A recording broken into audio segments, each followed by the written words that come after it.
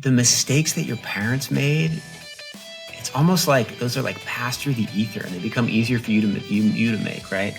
I didn't realize that he was like doing the exact same thing that his father had done. And you would think, right? You would think that when your father sets a bad example, right, and does the wrong thing, what you do is you take that in, you'd be like, you know what? That was hurtful and that was wrong. And I'm gonna do the opposite, right? Or you grow up and your dad is left, right? And your dad is left for whatever reason. You should take that and be like, okay, and I'm gonna learn from that and I'm gonna do my best.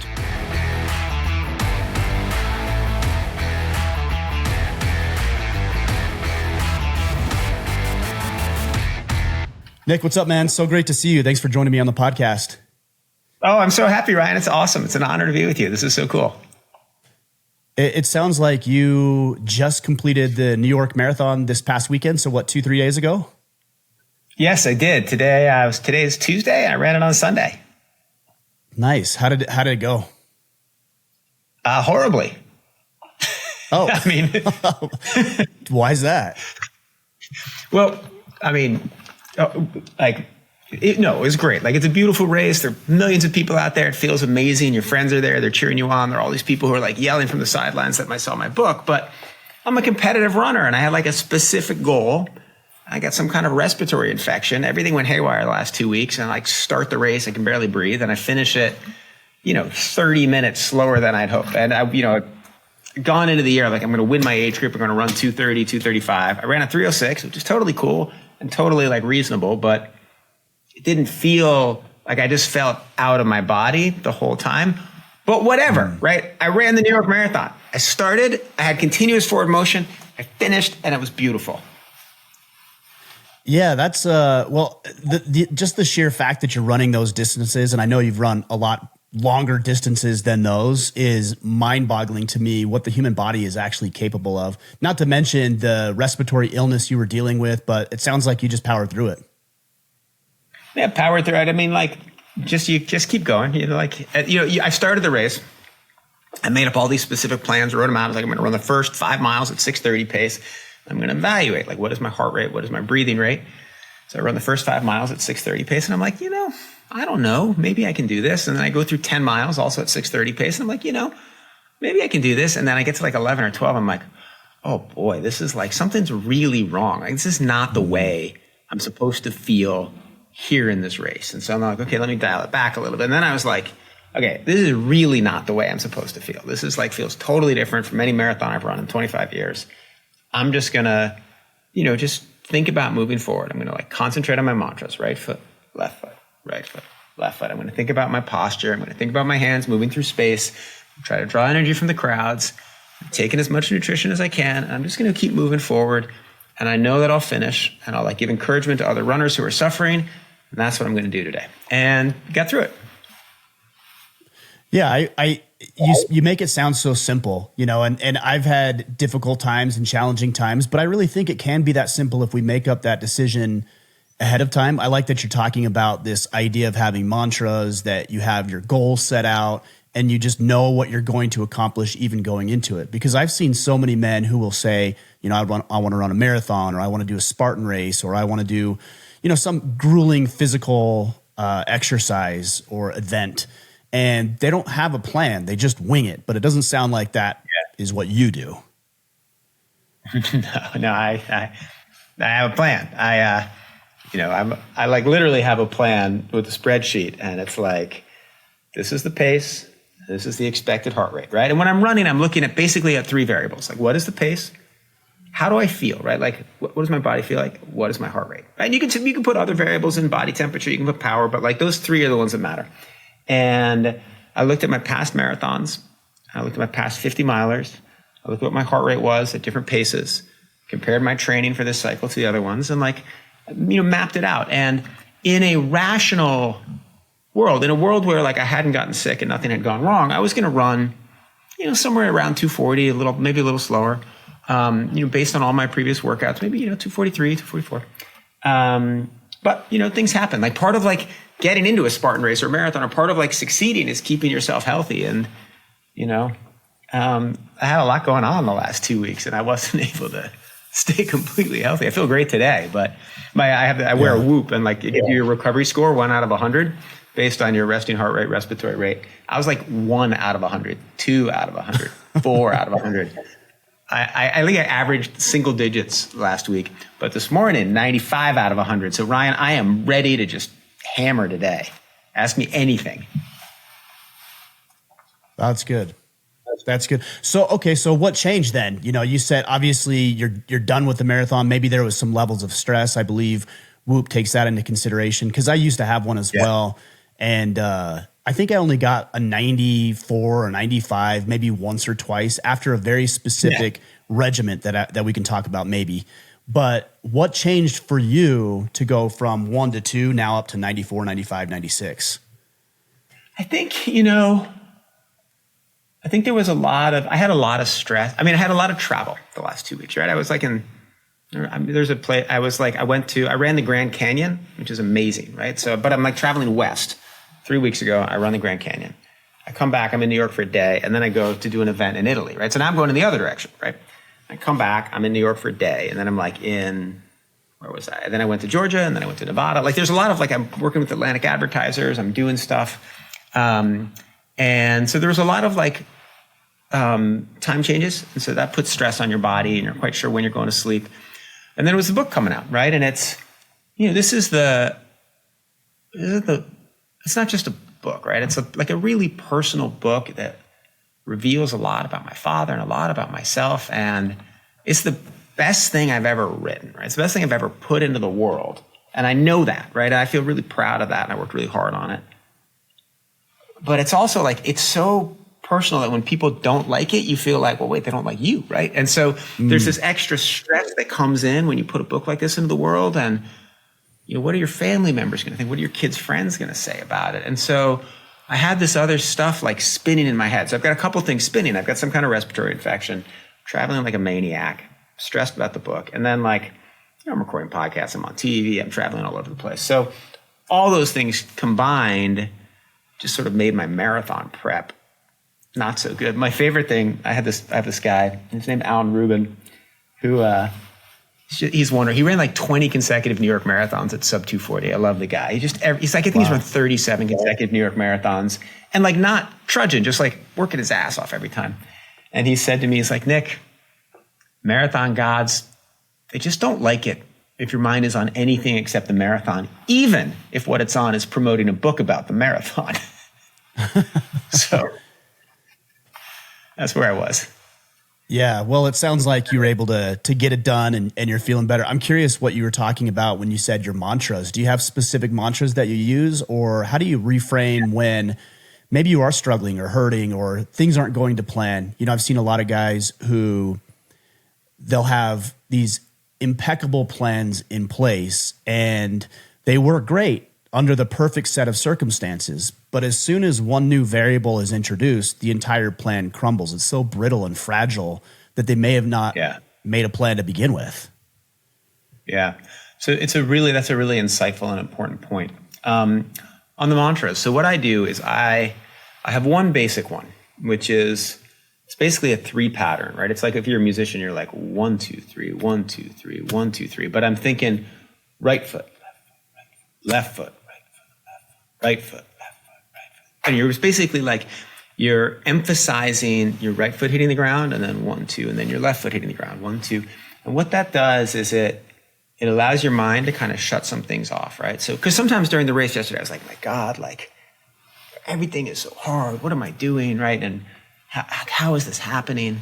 But instead, you get into the mantra and you're like, okay, now you're just going, right? And then it keeps your body balanced, right? Which is so important, right? When you're in a race, when you're going badly, sometimes you start to lean too much on your right side. Well, if you do that, your left hip's going to be shot, right? And the next mile is going to be even harder, right? So when you're the equation of running, right, is power times efficiency divided by mass, right? And power is how much force you can put in the ground, the cadence at which you can spin your legs, all the stuff we work on. Efficiency is how well you move through space, right? Given the amount of power you put in, how are you moving through space? Are you able to move efficiently through space? Are your arms synchronized? Is your head like this? And so I think about the efficiency of how I move and trying to make sure that I'm moving through space as well as possible. So that's part of the mantra. Now I had another one, which was, I would just say out loud to myself, like continuous forward motion, right? The only thing that matters in this race, it doesn't matter if I run 306, 315, 257, right? I'm so far off my goal, it doesn't matter. Only thing that matters is that I keep running, right? And then I run all the way through the line, and then I sprint a little bit at the finish. That was what I cared about. So I just said to myself over and over, continuous forward motion, right? And so I'm trying to really meditate and get myself through it. And it was just what you said. Like my plan was broken. Like I had made all these contingencies in my document for what I would do and what my heart rate would be. Not one of them had me running, over 250, right? And I'm 16 minutes behind that, right? It's a big difference. So I was like off the charts, and I like literally like off the charts I had made. And so I was just trying to like meditate and keep going.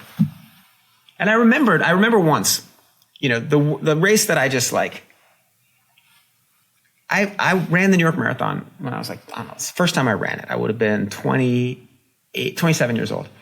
And I drop out at mile 23. In part because my knee hurts, but in part because I was like off my goal and I felt kind of embarrassed. I'm like, I hate that. I did that. I should just finish. It's not hard to, you get 23, you just go through Central Park. Then you finish. You take the subway, you go home. You're home like a little bit later. It's all right. I hate that I dropped out of that race. It still bugs me. So I didn't want to do that again. Well, I think those, sometimes we take those failures and we internalize them and we make them mean more than they actually are. I think we overweight them or over-index them, and we start to wrap up our identity in that. But I think those failures are there to teach us obviously a lot of lessons and what not to do. And I think for any man, the idea is that make yourself better. Just chalk it up and make sure that the next time you don't do what you did the last time, and know that you did the best you could with the information and the resources and the mindset you had at that time, and get better. That is like 100% it. And I've got 3 boys. We have this funny saying when things like, and 2 of them play very high level, intense soccer for their age groups, just like, traveling all over the place, playing with all kinds of teams. And whenever they lose a hard game, right, they lose and like something bad happened, or they lost this one of them lost this like ridiculous game. They're like one of their rivals in New Jersey, and it's all unfair or whatever.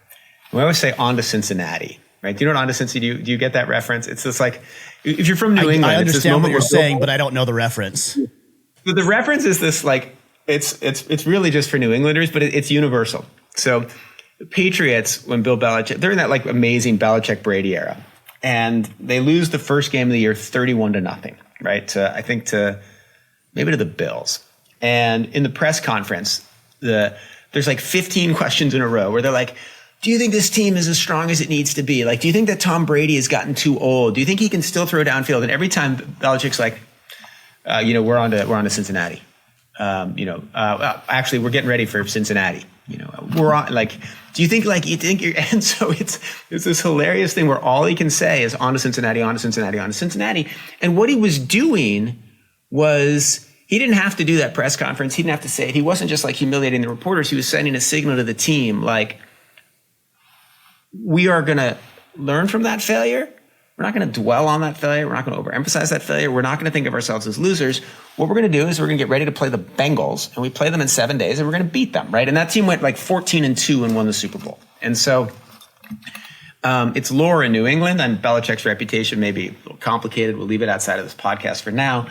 But it was this kind of like amazing. And I remember watching it and thinking it was like, football coaches sometimes are kind of goofy and dorky, but it seemed like he was actually at like something pretty deep and zen about how to move on from failure. And so when my kids lose a soccer game, we're like, on to Cincinnati. And so I came home, I was like, on to Cincinnati, right? Like, I'm going to run another marathon. I'm going to run it faster, and I'll be ready. And I'll figure out like how to like make myself less vulnerable to respiratory infections. And I'll figure out how to, make sure I'm resting my body. Like the day after the race, I made a list of everything that happened in training, right? This is what went wrong here. This is like July and August, I was doing amazingly, and I kind of overdid it, and I know when I overdid it, right? And I sort of went through and like, these are the things to learn from. Do that after every race, and then you go on, you run the next one. Next one will be better. Yeah, I like that. I had a friend that often, and I haven't talked to him for a long time, but he used to say, therefore what? And it's kind of the same concept. You know, we were business partners for a while, and I might gripe and moan or complain about something, and he'd always say, therefore what? Which is similar, right? Therefore Forward thinking. It's like, okay, you're complaining about it. Yeah, that sucked. Therefore what? Meaning, what are you going to do about it? How are you going to get better? How is this going to improve? What are you going to change? And I think if more men had that mindset, we wouldn't dwell so much on our past failures and look at the opportunities presented before us. Even recognize them, because it's amazing to me how often when you dwell on past failures that you become completely incapable of seeing the opportunities that are lying right in front of you. Yeah. And you sort of absorb the failures and you take them into you. And, you know, there's just like this wonderful kind of this Zen view. So it's a little bit different, but it just popped to mind. And it was, you know, my grandfather, my mother's father, right? So he's not really a character in the book, but he was an arms controller, and he worked for every president from FDR to Bush, right? Like long career, amazing career. And he wrote this incredible thing, and he wrote, it's like in his diaries, I think it was like in the 50s. And he was like, if you look at the dynamics between the United States and the Soviet Union, and you look at all that has gone wrong, it seems inevitable that there'll be a nuclear war, right? And you just do the odds, right? What are the odds that there'll be a war today? Well, they're less than 50%, but they're not zero. And you multiply it by the number of years in the future, like my life will end in a nuclear catastrophe. And then he said, well, wait a second. That's not the way to look at it, right? The way to look at it is, you know, is there anything I can do today to make the risk of nuclear war less? And can I do that? Okay. And then is there anything I can do tomorrow? Okay. And then what about the day after that, right? And if you look at it that way, well, then suddenly it seems like, well, maybe you can get through this, right? And so he had that attitude, like, I'm just going to do whatever I can do every day. You know, obviously nuclear war is very different from all the other things we're talking about, but like, I'm going to do everything I can every day to make the risks be less. And you know what happened? Like, he was there when the Berlin Wall came down.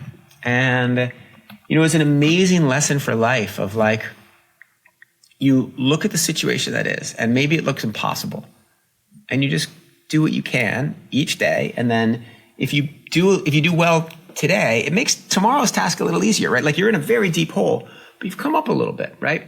And that's, I think, just a great attitude towards life and a great way to get through setbacks. Like, okay, things are bad, but you know what I'm going to do? I'm going to do the next thing right. And after I've done the next thing right, that doing the next thing right will be a little bit easier. And that's just a great way to get through this stuff, as opposed to, oh my God, things are terrible. Oh my God, it's hard. And like really taking in all that pain and then letting it like slow you down. That's a great way. That's a really great way to look. I think it goes back to your mantra of the right foot, left foot. You know, just put the next foot in front of the other and let the chips fall where they may. We often talk about in our organization, what's the next best thing? What's the next best thing that you can do? So regardless of what you did right now, whether it's a to-do list, like I'm holding up my planner right here, or you know, running a marathon, what is the next best move? Chalk everything else up and do that, and have faith that things will work out. You know, you talk about your boys playing soccer, your two oldest boys playing competitive soccer, it sounds like. It's actually the two youngest boys. Oh, the two youngest. Older boy loves to hike and loves to do all kinds of stuff, but doesn't play soccer. The two younger boys are like deep in it. Like one of them trains harder than I do. So bless these. Yeah. Do they run long distances? I know they run short distances over long periods of time playing soccer, but do they run long distances at one period of time like you do? Yeah. So the little guy, he's 11. He runs great. He did a mile time trial last night and like bumped into somebody at the start and like really slowed down and then ran like a 6:02 and came back and was upset that he didn't go under 6. But that's blazing for an 11-year-old. No doubt. The older guy, he's 15. He's entered 10-mile races with me. He wants to run the New York Marathon. He actually made me ask the General Counsel of New York Roadrunners if they would lower the age from 18 to 16. What's the age now? 18. And they're like, no, dude, we're not doing that. He said he's going to run the New York Marathon with me in 3 years. But like, they're great. I went weightlifting with the 11-year-old this morning. He's like, I want to go to the gym. So we go to the gym and like did box jumps competitions. He crushed me. They're loads of fun and they work really hard at their training and getting better. The older guy is like, he played, plays on this club soccer team, Gotchi, which, sends people pro. It's a great club. It's amazing. But he also can do high school sports. And so this winter he's doing swimming. just because he thinks it'll like improve his cardiovascular system without adding wear and tear on the body. It's super smart and sophisticated. Like, I didn't tell him to do it. But if he like sticks with it, he's not going to be a good swimmer. He's not going to, it's not like his team's going to win the state championship, but he's going to like make himself stronger without extra wear and tear, which is a really sophisticated way to train at this age. Yeah, it is for that age to be able to think about that. But that's probably a lot of what you instilled overtly and maybe covertly just through your example and them seeing that. I'm really interested in the legacy component of this because the way I understand it, your father got you into running. Is that right? When you were young, you were what, 4 or 5 years old when you started to run? It's so weird. Like, when I was like 5 or 6, right? My dad wasn't an athlete, couldn't kick a soccer ball, like didn't know how to shoot a basketball. But like in the late 70s, running boom, he starts running and he takes me out there. And I remember running a mile. And then I remember running like around Pine Manor College, which is like 2 miles from my house. Mm-hmm. And I think I ran like 2 or 3 miles, but that seems nuts for a 5 or a 6-year-old. And I couldn't be misremembering something from later because he left, right? So he was only there until I was 6. So, he got me going, and I owe him a lot for that. Yeah. Well, it's kind of a very checkered story, it sounds like, based on what I've read and seen with you and your father, out of the picture at a fairly young age, got you into that, which at this point, I'm sure you attribute a lot of your success to him getting you into running. But then it seems like, did you abandon running for a while and then start running again for different reasons, it seemed like? Yeah. I mean, it wasn't like, I ran with him so he comes out of the closet. He realizes he's gay when I'm like 6 or 7. And so he leaves, he moves to Washington. His life gets a lot harder. Not, coming out of the closet in the middle of the AIDS crisis doesn't help, but, he also really turns against the world that he had worked his whole life to get into. And he spends the first half of his life trying to like climb his way into the American meritocracy, and then spends the second half of his life trying to like blow it to pieces. But he, so when I'm between 6 and 15, like I'll go running with him. When I go and see him down in Washington, or I spend like a week with him in the summer, travel with him, we always go running. But it wasn't part of my identity. It wasn't something that I thought I was particularly good at or cared a ton about. And then in high school, I thought I was pretty athletic, and I tried out for the varsity basketball team, and I don't make it. So I tried for the JV, definitely make that. Don't make it. I'm trying out for the JV too. Well, I'll be the best. I don't even make the team. I remember going to the gym and seeing like they've got like 12 kids made the JV too. I was like, wait, what?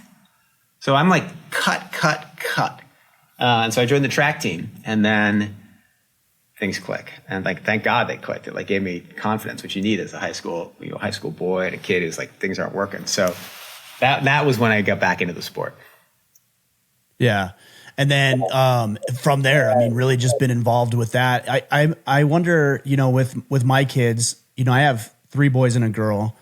With my boys in particular, I always want them to like follow in my footsteps and like the same things I like and like the same sports. But as I get older, I realize, some of them are to some degree, to varying degrees, and the others are just going to like something else. But I think for me, it's just making sure that they incorporate some of the good characteristics I have, which are few and far between, but that's what I'd like them to learn if I got to choose.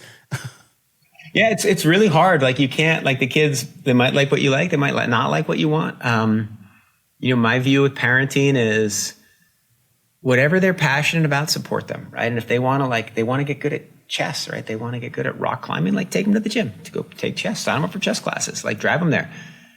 I played soccer as a kid, but it wasn't really my thing, but they like decided they loved it. And then during quarantine, we were up in the Catskills. We had 7 of us living up there. My 3 boys, my wife, me, our grandparents or her parents. We play family soccer every night, like 3v4, just like out there kicking at these little kids, and they got good. And it's been wonderful to watch them. But what I do think they get, and I do think they get from their mother, and they do get from me, is they get a sense of like, they definitely get a sense of that discipline matters, that work ethic matters, and that life is challenging, and then if you try hard, things kind of work out better than if you don't. And my oldest son has taken that into his academics, and he works as just works like a maniac, right? Preps so hard for his debate tournaments, works so hard on his papers. I'll go downstairs at 6. He's been up for 2 hours working. The older boys take it into everything. They take it into their academics. They take it into their work. And I hope when they're old, they look back and they're like, it was a gift that our parents gave through this example. They didn't put pressure on us, but they set a good example. But who knows? Like parenting's, you can screw things up. Like they might. Here's a funny story. So you just don't know what's going to happen. So it's quarantine and all the marathons are canceled. And so I'm like, I'm going to run a marathon by myself in Prospect Park. I'm just going to go out there and I'm going to run 26.2 miles, 13 loops around this little 2-mile loop. And so I go out there, 3, 2, 1, go, right? And so I go and I run this marathon. I run it in 2 hours, 35 minutes by myself. It's ridiculous, right? Because I'm like racing a marathon and like everybody else is just out there jogging. And so you've totally changed the experience. You run the New York City Marathon, there's like 1 million people on the sidelines. They're screaming, there's signs, there's jazz bands. You run like a 26.2 race with yourself and, it's a totally different thing. Anyway, so I finished the race and I've like really exhausted myself. I go back home and then I crossed some red line and I start like convulsing, I'm turning like strange colors. So I get on all these blankets, put this space heater next to me. I'm watching a movie with my eldest son. And he's like, look at me. He's like, what did you do? I was like, man, there's like a difference between a 95% effort, a 99% effort, and 100% effort. And I just did 100% effort. And like your body reacts really badly. He's like, so he says to me, he says, Dad, you know what I'm learning from this? I was like, what? He's like, I'm never going to be a runner. So that's the older kid. The next day, I'm out in Prospect Park and I'm going for a walk meeting with a friend. We're like talking through stuff. And this little kid in a blue jacket like comes running by me. I'm like, wait, that's my youngest son. I was like, what are you doing? He's like, I came out here because I wanted to run, right? And so like clearly the exact same act, the exact same thing has like turned one kid against the sport. And the other little guy is now like into the sport. So just as a parent, you don't know, like you do your best, you try your hardest, you think, you try, you support, you love, but you can't quite know what your influence on them is. Right.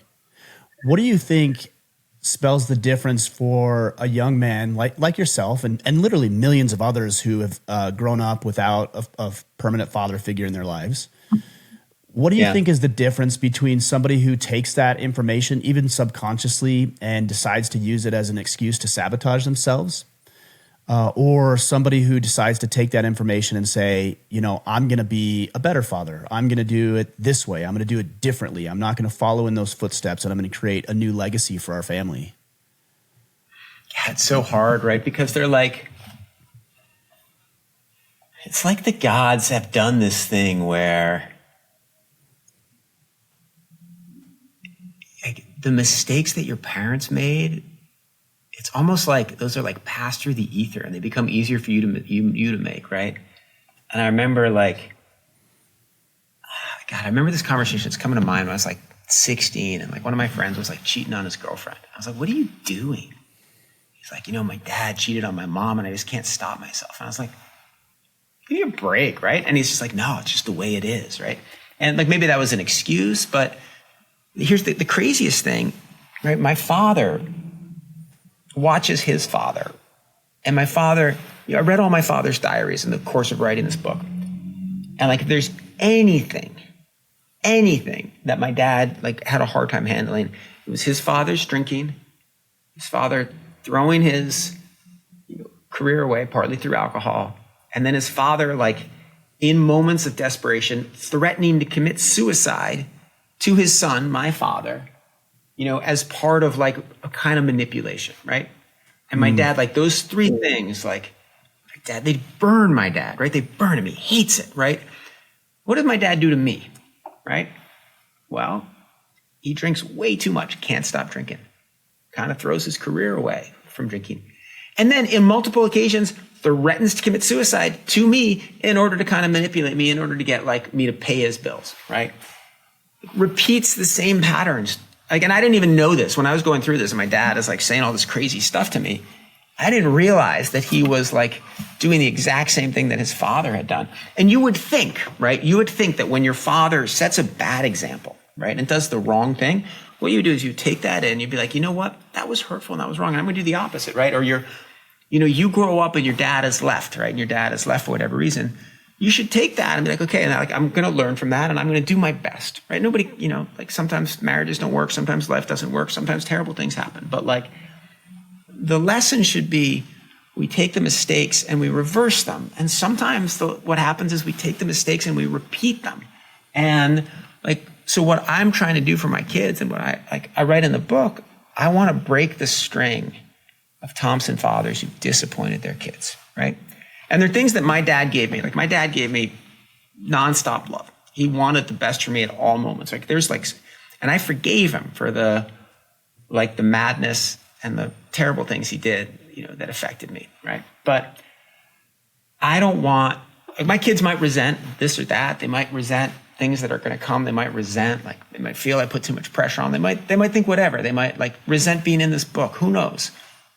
But I'm not going to repeat the mistakes my father made, right? And that is a central part of my life. I'm not going to do things that he did wrong, and I'm not going to repeat that. What would you say are the biggest lessons that you learned from him, and maybe the biggest pitfalls outside of the behavior, maybe some of the mindsets that you are trying to break that string, as you said? I mean, the central thing that I believe, right? It ties into running. It ties into a lot. Is he lost his ability to stay focused, right? And to say, your planner, right? The planner you showed me a few minutes ago.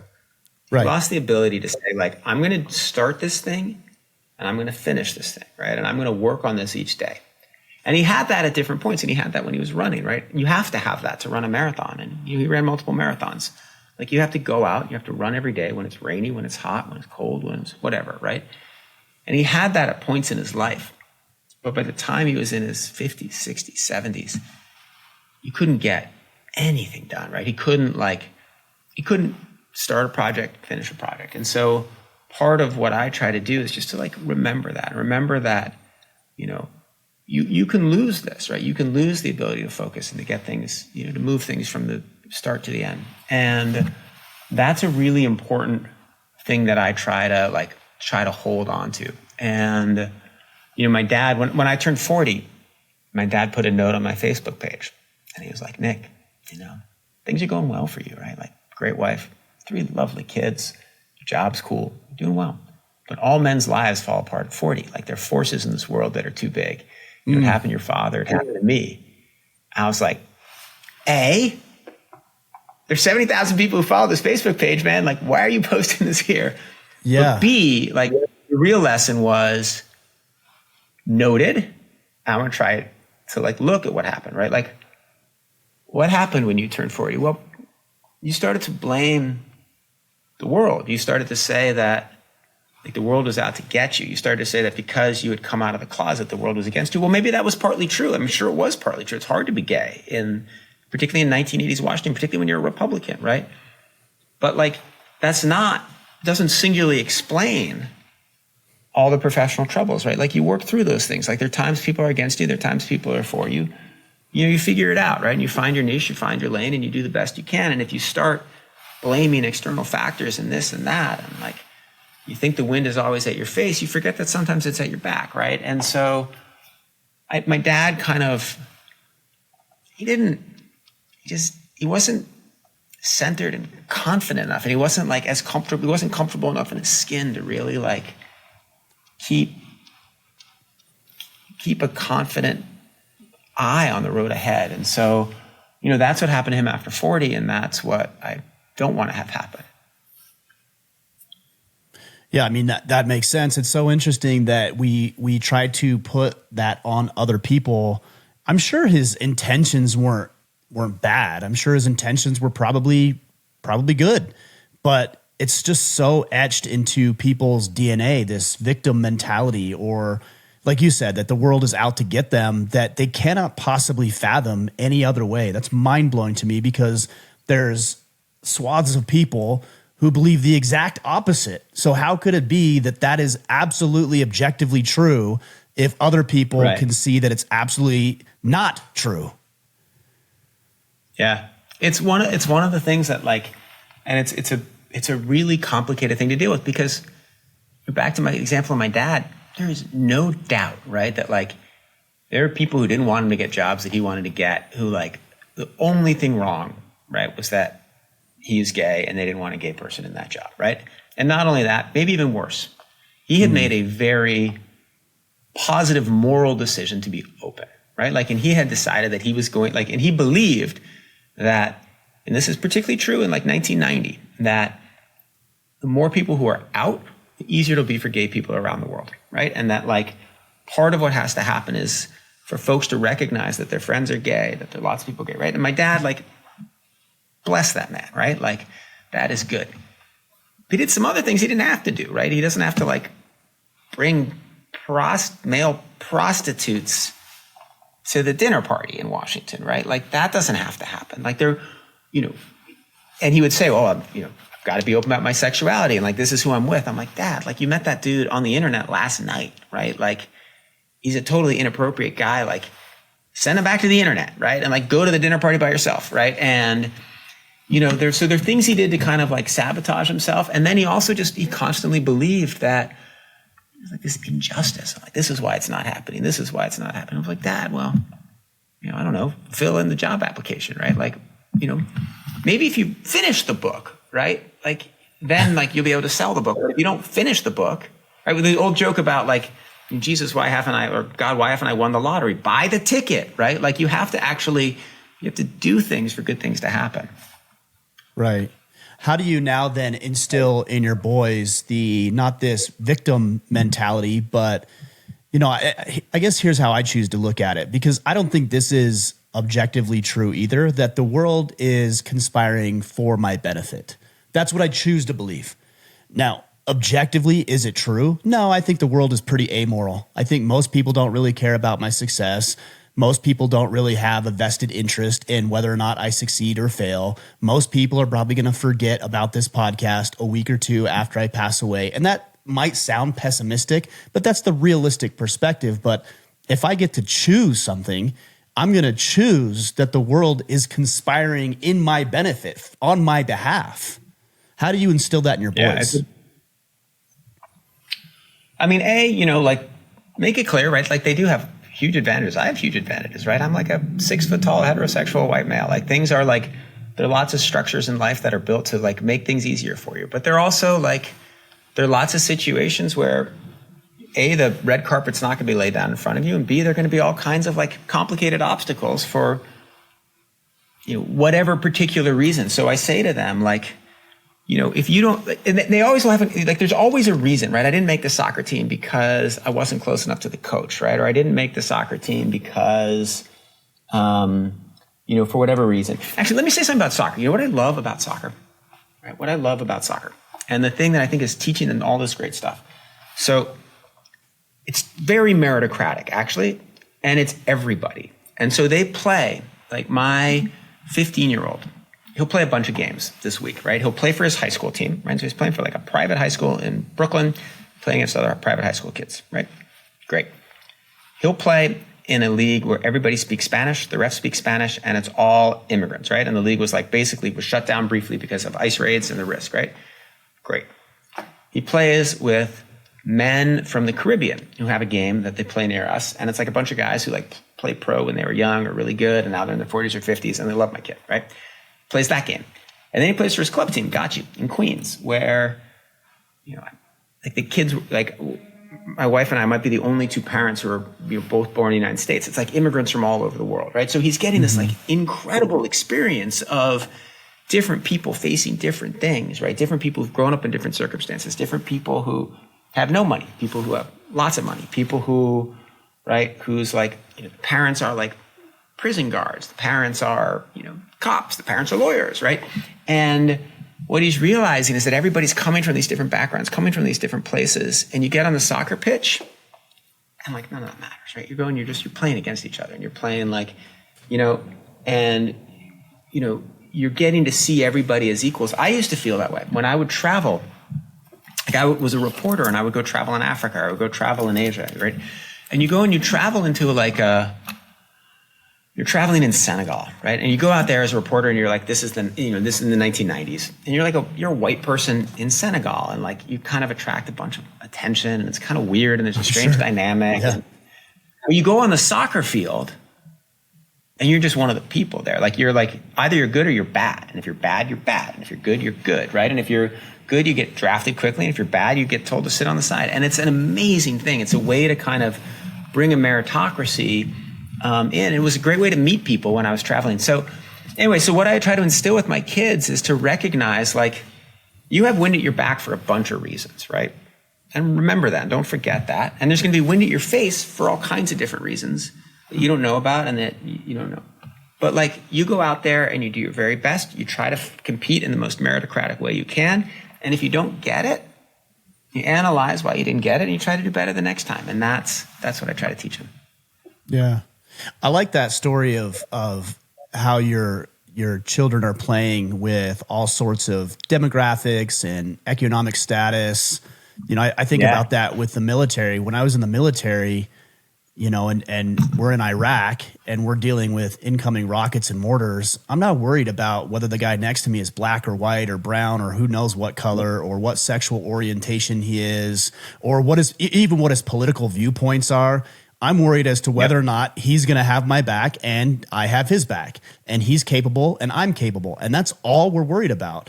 But you know what I think is challenging is so much of these social institutions, whether it's military service or church congregations or even community involvement, even just knowing your neighbors, like who lives next to you, is going away. And so we become so isolated that now all we look at is, or easier to look at, is immutable characteristics as opposed to what's going on beneath those characteristics.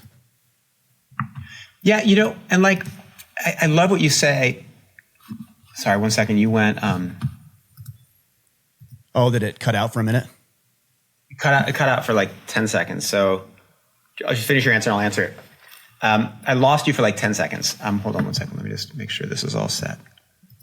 Yeah, no problem. All right. Yeah, I love what you just said about the military. It's why the military is so amazing, right? It is one of the best institutions in American life for getting people to like understand and love each other no matter what their backgrounds are. And that's also what's so great about sports. And it's what's like one of the things that I love about running is that it's totally meritocratic. No one can say you ran fast or you ran slow because of like, you know, because of your skin color, because of your sexuality. Like, you ran fast or slow because of you, right? You go out there and like, if the fastest person wins the race, like fast person wins the race. Sometimes when you're applying for a job, there can be all kinds of reasons. If you didn't win the race, you can say, well, it's because, my dad would say, well, it's because they think they're homophobic, right? Okay, maybe they were, maybe they weren't. In some cases, they probably were.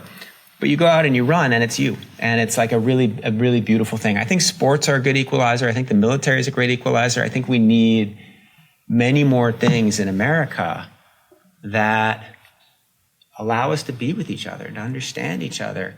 There are all these studies about what can make people from different political backgrounds like talk and understand each other, right? And you take two people who like really disagree on abortion, right? Maybe they disagree on abortion because of lived experience. Maybe they disagree because of politics. Maybe they disagree because of religion. Who knows? And you put them down, you put them across the table and you're like, talk about abortion. Like, they'll get mad, right? And they won't listen and they won't learn, right? But you put them down across the table and beforehand, you realize that they're both from Dallas, right? They both grew up in Dallas, maybe lived in places. You say, well, you guys are going to talk about the Mavericks or the Cowboys for 5 minutes, right? Talk about the Cowboys.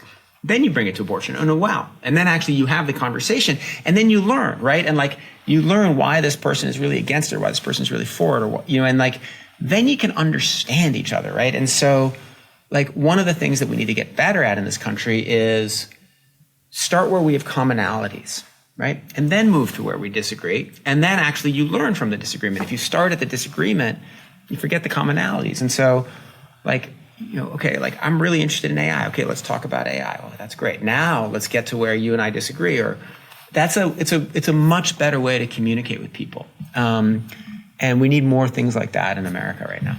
Yeah, I agree. And I that's part of the reason why this podcast and others are so powerful, because you get to have conversations with people of all walks of life. Some you agree with, some you don't, but you are having real dialogue with good faith. I think that's important. Trying to understand each other and come to some understandings about the way that the world works and the way that men can drive forward and move forward and be better. It's pretty incredible that we get to do work like this. It's awesome. And I love you do this podcast. You have people coming in from like all walks of life, and it's so hard for men, right? And it's hard for men for like lots of reasons. One of which is like, we don't talk, like it's harder to get men to open up. It's harder for men to admit their vulnerabilities. It's harder for men to be open with one another. And if you can't do that, then sometimes you can't get to the stuff you really need to talk about. So it's like, yeah, when you wrote, it'd be like, can you be on this podcast? I was like, hell yeah, I'd love to be on this podcast.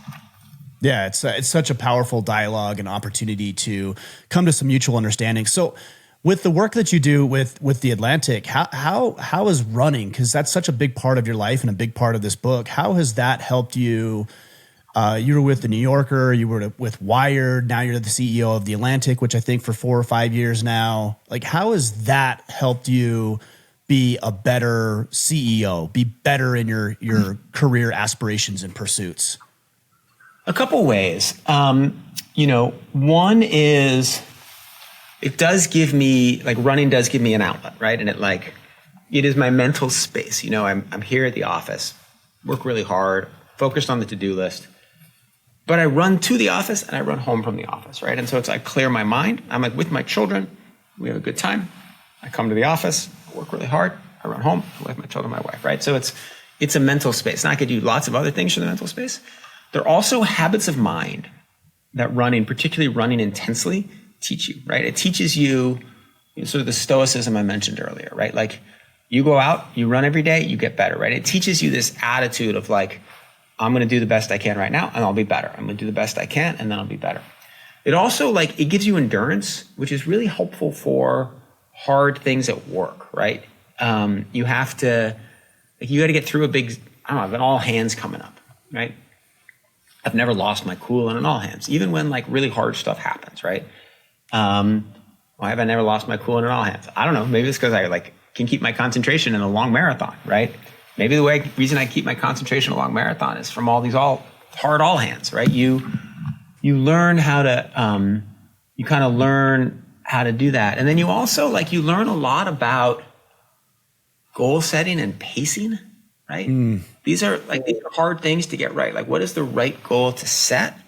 And what is the way to pace yourself to get that goal? And running is so specific and clear. It's like a very good test case. You learn, all right, I'm gonna set a goal. I'm gonna run a 3-hour marathon. I'm gonna run a 2:30 marathon. I'm gonna run a 4-hour marathon. I'm gonna figure out how to do it. And then when I'm out there, I'm gonna pace myself, right?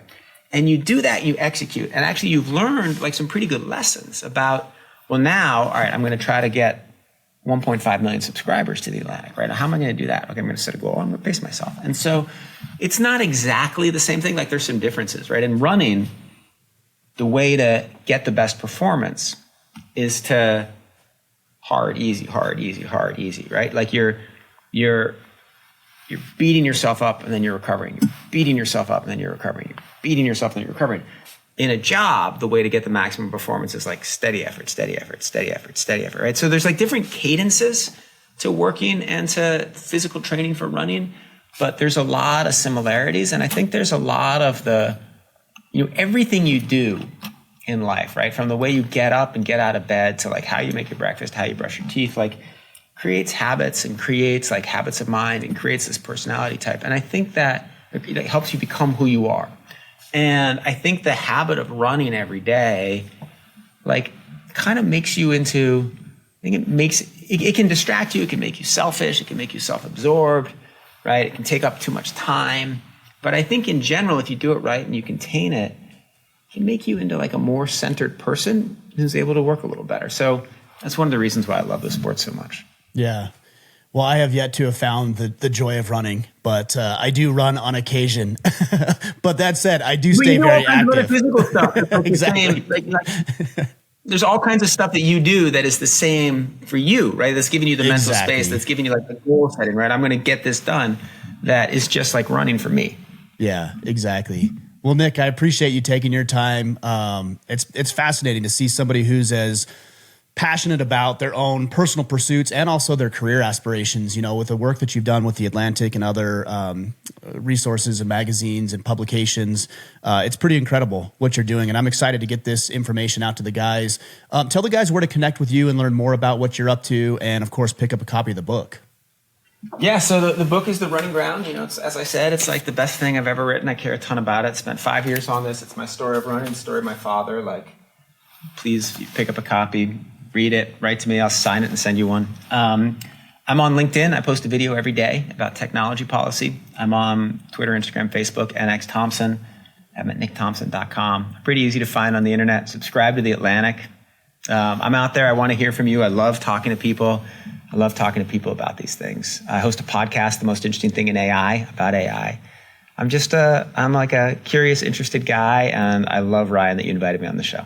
Awesome, Nick. Thank you very much. I appreciate you joining us today. Okay, awesome. Thanks again. Cheers.